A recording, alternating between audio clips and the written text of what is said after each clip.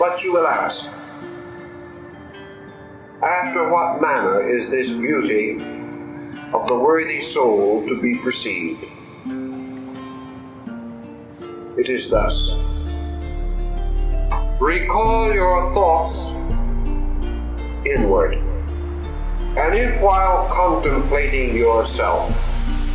you do not perceive yourself beautiful, then imitate the statuary, who, when he desires a beautiful statue, cuts away what is superfluous, smooths and polishes what is rough, and never desists until he has given it all the beauty his art is able to effect. In this manner must you proceed, by lopping what is luxuriant, directing what is oblique, and by purgation, illustrating what is obscure. And thus you continue to polish and beautify your statue, until the divine splendor of virtue shines upon you, and temperance, seated in pure and holy majesty, rises to your view.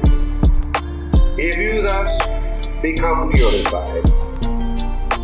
residing in yourself, and having nothing any longer to impede this unity of mind, and no further mixture to be found therein, but perceiving your whole self to be a true light,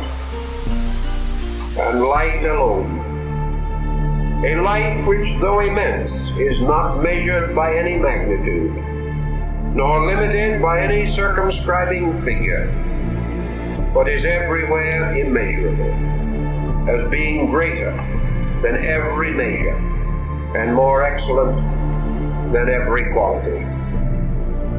If perceiving yourself thus improved, and trusting solely to yourself, as no longer requiring a guide, fix now steadfastly your mental view, for with the intellectual eye alone can such immense beauty be perceived. But if your eye is yet infected with any sordid concern, and not thoroughly refined, while it is on the stretch to behold this most shining spectacle, it will be immediately darkened, and incapable of intuition, though someone should declare the spectacle present, which it might otherwise be able to discern.